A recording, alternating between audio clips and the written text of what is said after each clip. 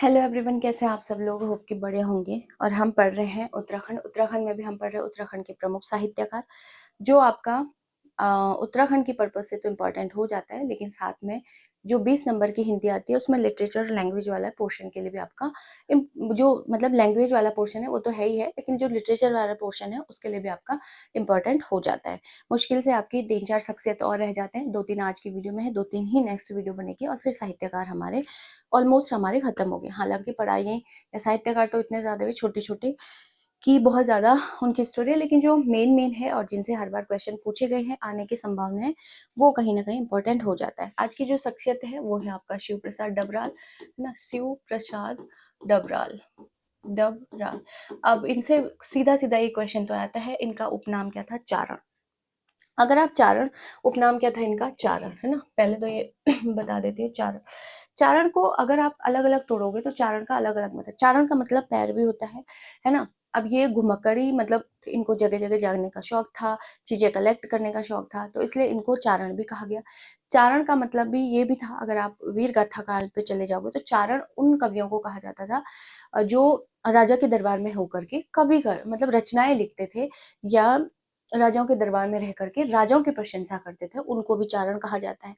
और चारण जो है वो आपका एक और सेंस में प्रयोग होता है, वो होता है आपका घुमक्कड़ी प्रवृत्ति के लिए, कि जो जगह जगह जा करके फिर क्या कर लेते हैं, चीजें कलेक्ट करते हैं। तो अलग अलग सेंस है चारण का। आप इनके जीवन में आप चारण का कोई भी जो है वो मीनिंग लगा सकते हैं, है ना।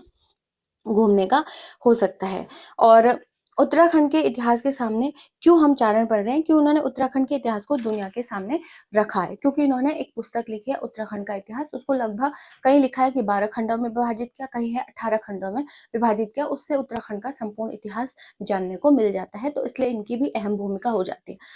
इंसाइक्लोपीडिया ऑफ उत्तराखंड भी इनको कहा जाता है। आया क्वेश्चन है, उत्तराखंड का विश्वकोश भी इनको कहा जाता है। अगर हम देखेंगे, इनका जन्म 1912 में हुआ था, पौड़ी में हुआ था, गेहली गांव में हुआ था। अगर आपको लिखना होगा तो आप लिख सकते हो, है ना। तो 1912 में इनका जन्म हुआ था। 1912 कहाँ पर? पौड़ी में, है ना। और जो इनकी कर्म भूमि थी, अगर देखेंगे, पिता थे इनके कृष्णदत्त डबराल, जो हेडमास्टर थे, और माता इनकी थी भानुमति। तो लिखने की जरूरत है नहीं, अगर आपको लिखना है अपने नोट्स में तो आप ऐड ऑन कर सकते हैं कि पिता थे इनके कौन? कृष्णदत्त डबराल, और माता थी भानुमति। पिता इनके हेडमास्टर रहे। अब आगे की कहानी समझते हैं, इन्होंने क्या क्या किया, है ना। अपना घर बेचकर इन्होंने शोध कार्य किया।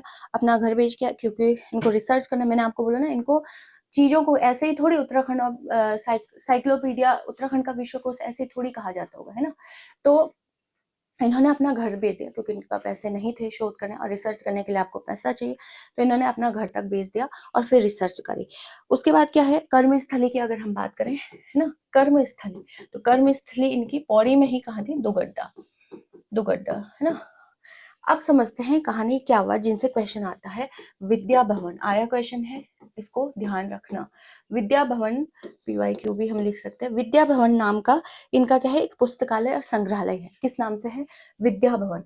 एक लाइब्रेरी भी इन्होंने इसको बनाया, पुस्तकालय, और एक म्यूजियम भी इनका था एक, जिसको संग्रहालय भी कह सकते हैं, है ना। संग्रहालय आज भी है ये।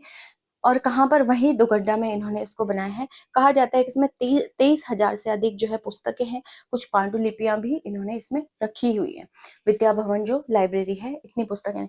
यही दुगड्डा से उनका जो है, और वीर गाथा प्रेस, दुगड्डा में ही एक वीर गाथा प्रेस है, जहां से अपनी पुस्तक वगैरह का क्या किया जाता था? विमोचन करते थे, वीर गाथा प्रकाशन नाम से। तो ये इंपॉर्टेंट हो जाता है, वीर गाथा प्रकाशन नाम से, है ना, प्रकाशन नाम से ये विमोचन करते थे। वीर गाथा दुगड्डा में ही है ये दोनों चीजें। विद्या भवन, ये क्वेश्चन आया हुआ है आपसे। नेक्स्ट टाइम ये भी पूछ सकता है कि कहाँ से वो प्रेस किया करते थे अपनी पुस्तकों को, तो वीर गाथा नाम से प्रकाशन किया, मतलब करते थे पुस्तकों का, और वीर गाथा ही प्रेस थी इनकी, जहां से इनकी पुस्तकें जो है छपती होंगी, और वहीं से ये वीर गाथा नाम से प्रकाशन करके विमोचन करते थे। भूगोल विषय से इन्होंने PhD करी थी, और जो इनका शोध विषय था वो था अलकनंदा उपत्यका में घोष यात्रा। शायद ये आया क्वेश्चन है कहीं, है ना, आया क्वेश्चन है, मुझे तो ऐसा लग रहा है। अलकनंदा इनका जो शोध विषय था, अलकनंदा। भाई आपको लेना पड़ेगा ना कोई तो सब्जेक्ट लेना पड़ेगा जिसमें आप रिसर्च करोगे, तो इन्होंने लिया था अलकनंदा उपत्यका में घोष यात्रा। उपत्यका, उपत्यका में घोष यात्रा प्रवचन, यात्रा प्रवचन, है ना, प्रवचन। तो ये इनका शोध विषय था। पीएचडी किससे करी थी इन्होंने? पीएचडी करी थी ना ज्योग्राफी से, है ना, ज्योग्राफी में ये इन्होंने जो है सब्जेक्ट लिया था। और प्रवचन और ऋतुकालीन प्रवास, प्रवचन और ऋतुकालीन प्रवास, ठीक है, ऋतुकालीन प्रवास। तो ये जो है इनका क्या था? शोध विषय था। नहीं भी याद रखोगे काम चल जाएगा, लेकिन मुझे ऐसा लगता है ये कहीं आया क्वेश्चन है, इसलिए मैंने ये लिखा दिया। अगर आप देखोगे ये इंपॉर्टेंट है कि उत्तराखंड के अभी तक जितने भी साहित्यकार हुए उनमें इनके परिवार के 6 के 6 लोग जो क्या है वो क्या थे? आपके साहित्यिक डॉक्टर थे। मतलब 6 लोग जो है उन्होंने लगातार एक ही परिवार से पीएचडी करी थी और अकेले परिवार के हैं। एक रचना है इनकी जो इम्पोर्टेंट आपकी हो जाती है, रचना जो मैंने आपको अभी बताया, उत्तराखंड का इतिहास, है ना, उत्तराखंड, उत्तराखंड का इतिहास। अब यही किताब मैं आपको बोल रही थी, इसमें जो है अलग अलग आपको मिलेगा कि क्या क्या है, अलग अलग है कि कहीं पर 12 खंड आपको बोलागा कि 12 खंड है आपका, और कहीं पर बोलेगा 18 खंड है इस पुस्तक के। तो इम्पोर्टेंट हो जाता है। दूसरा क्या है? गोरा बादल आया क्वेश्चन है। गोरा बादल इनकी अन्य रचना है। गोरा बादल आपका हो गया, और आपका हो गया गढ़वाली मेघदूत, ये भी आया क्वेश्चन है। गढ़वाली, गौ से गोरा, गौ से गढ़वाली मेघदूत, है ना, मेघदूत, शिव प्रसाद डबराल की। अगर आप देखोगे, है ना, और इन्होंने जो है एक पुस्तक इनकी और है, अगर आप लिखना चाहो, उत्तरांचल के अभिलेख एवं मुद्रा, उत्तरांचल के अभिलेख एवं मुद्रा, है ना, अभिलेख एवं मुद्रा, ये भी इनकी जो है पुस्तक है। तो ये भी आपको देखना है साथ में। और उत्तराखंड के पशुचारक, इनकी एक पुस्तक और है, उत्तराखंड के पशुचारक, है ना, उत्तराखंड के पशुचारक, पशुचारक। अगर आप देखोगे इसी में है उत्तराखंड के भूटांतिक, उत्तराखंड के भूटांतिक। लेकिन सबसे इंपॉर्टेंट पुस्तक हो जाती है इनकी उत्तराखंड का इतिहास, जो कितने खंडों में है? 12 या 18। इसको देख लेना कितने खंडों में है ना। तो ये थे शिव प्रसाद डबराल की कहानी। अब समझते हैं आगे, एक शख्सियत और ले लेते हैं जिनका नाम है लीलाधर जगुड़ी। क्या है इनका? अरे भाई इसका तो लीलाधर जगुड़ी, है ना, जगुड़ी, इसको समझते हैं लीलाधर जगुड़ी। लीलाधर जगुड़ी का हम देखेंगे 1944 में हुआ था, धंगल गांव में इनका जन्म हुआ था 1944 में। और कहाँ पर? धंगल गांव, है ना, धंगल गांव कहाँ पड़ेगा आपका? टिहरी, अगर आपको लिखना है टिहरी में इनका पड़ेगा। इनसे बहुत बार क्वेश्चन आता है, इंपॉर्टेंट शख्सियत है। पहले ये भारतीय सेना में थे, है ना, भारतीय सेना में भी रहे, गढ़वाल राइफल में कार्यरत थे। 2018 में जितने लोग उतने प्रेम काव्य, इंपॉर्टेंट और आया क्वेश्चन है। देखिए पहले कहाँ थे ये? गढ़वाल राइफल में थे, और 2018 में जितने लोग, है ना, जितने लोग उतने प्रेम काव्य, उतने प्रेम काव्य, जो ये है इसके लिए इनको जो है क्या व्यास सम्मान से भी नवाजा गया। कौन सा सम्मान मिला इनको? व्यास सम्मान, ठीक है, सम्मान। तो एक रचना है इनकी जितने लोग उतने प्रेम काव्य के लिए, तो इनको व्यास सम्मान मिला। और अगर आप देखोगे, है ना, 2004 में इनको पद्मश्री भी मिला है, पद्मश्री। अब किसी शख्सियत को पद्मश्री मिल रहा है तो वो आप समझ सकते हो कितना इंपॉर्टेंट हो सकते हैं। और एक ये पीवाईक्यू, पीवाईक्यू, पीवाईक्यू, ठीक है, अनुभव के आकाश में चांद, अनुभव के आकाश में चांद, ये तो भाई रट्टी लेना ये वाला, ठीक है, अनुभव के आकाश में चांद, आकाश में चांद। इसके लिए इनको जो है साहित्य अकादमी पुरस्कार मिला, साहित्य अकादमी पुरस्कार, है ना। तो ये भी आपको साथ में ध्यान रखना है। एक दो रचना और है इनकी, देख लेते हैं। ये तो दो रचना थी जिनके लिए इनको साहित्य अकादमी पुरस्कार और व्यास सम्मान मिला। नाटक जारी है, ये एक रचना है, बहुत अच्छी है, पढ़ सकते हो आप।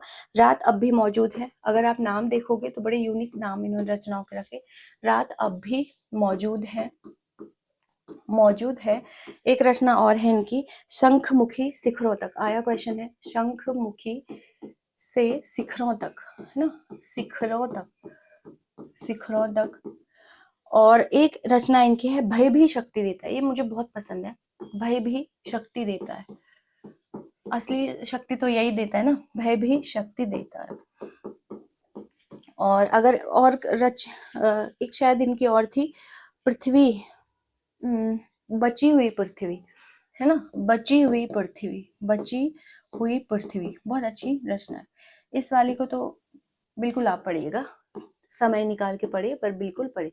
तो ये इनकी अन्य रचनाएं थी। अनुभव के आकाश में चांद के लिए तो इनको साहित्य अकादमी पुरस्कार मिला, और जितने लोग उतने काव्य के लिए इनको जो है व्यास सम्मान मिला। ये थे आपके लीलाधर जगुड़ी, है ना, इनके बारे में हमने देख लिया। एक व्यक्ति है इलाचंद्र जोशी, जिनसे एक क्वेश्चन बस यही पूछ सकता है, इलाचंद्र जोशी, है ना। जोशी साहब का जन्म जो है 1902 में हुआ था अल्मोड़ा में। 1900 कब हुआ था? 1902 में। कहाँ पर हुआ था? अल्मोड़ा, ठीक है। और एक इम्पॉर्टेंट पॉइंट इनमें ये है कि ये मनोवैज्ञानिक उपन्यासों के प्रवर्तक माने जाते हैं। यही क्वेश्चन आता है, यही क्वेश्चन आता है जो मैं लिख रही हूँ, मनोवैज्ञानिक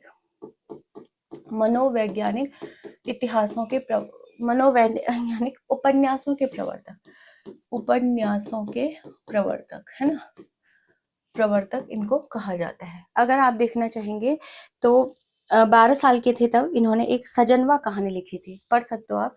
जब कितने साल के थे? 12 साल के। सजन और सजनवा क्या है इनकी? ये कहानी इन्होंने लिखी थी 12 साल की। अगर एक दो रचना आप देखना चाहें, एकमात्र कविता इनकी, आया क्वेश्चन है, PYQ लिख लेते हैं, विजनवंती। विजनवंती उपन्यासकार है ना, तो एक ही कविता लिखी विजनवंती, कहानी भी एक ही लिखी 12 साल में, सजनवा। अगर आप एक दो उपन्यास देखने चाहेंगे तो वो है इनकी, है ना, एकमात्र कविता ये है। और अगर कहानी देखेंगे आप कौन कौन सी है इनकी, सजनवा तो उन्होंने 12 साल में लिख ली थी। और कहानी देखते हैं, आत्माएं मुक्त है, नहीं, खंडहर की आत्माएं, खंडहर की आत्माएं, देख रहे हो कहानी है, बिल्कुल पढ़िएगा इसको। खंडहर की आत्माएं, मुक्ति पथ है शायद, है ना, मुक्ति पथ और आहुति, ये जो है इनकी रचनाएं हैं। तो इनको आप देख सकते हो। आहुति, महापुरुषों की प्रेम कहानियां, ये बहुत अच्छी कहानी है इनकी, महापुरुषों की प्रेम कहानियां, है ना, प्रेम कहानियां। अब आप सोचोगे इतनी रचना कैसे होगी, इसीलिए एक दिन में मैं 2-3 ही कराती हूँ, आप उनको अच्छे से देखोगे तो याद हो जाएगा, है ना। अगर जहाज का पंछी, जो बहुत बार आपसे आता है, जहाज का पंछी, इसको तो रट लेना भाई, ये PYQ क्या गोद लिया क्वेश्चन होता है उनका, आयोग का। पर्दे की रानी, अगर आप, और ये उपन्यास है इनके, पर्दे की रानी, है ना, पर्दे की रानी। और एक और था आपका, सन्यासी, ठीक है, सन्यासी। और अगर आपको कोई याद आ रहा होगा तो बताना। एक और था इनका, अभी मैं रिकॉल, प्रेत और छाया, प्रेत और छाया, है ना, और छाया। और एक घृणामयी, शायद घृणामयी, हाँ, घृणामयी। ये इंपॉर्टेंट है, जो आए क्वेश्चन है और आने के चांसेस हो जाते हैं। ऐसे तो छोटे मोटे इन्होंने बहुत सारी रचनाएं लिखी, लेकिन जो इंपॉर्टेंट हो जाता है हम उनको देख लेंगे।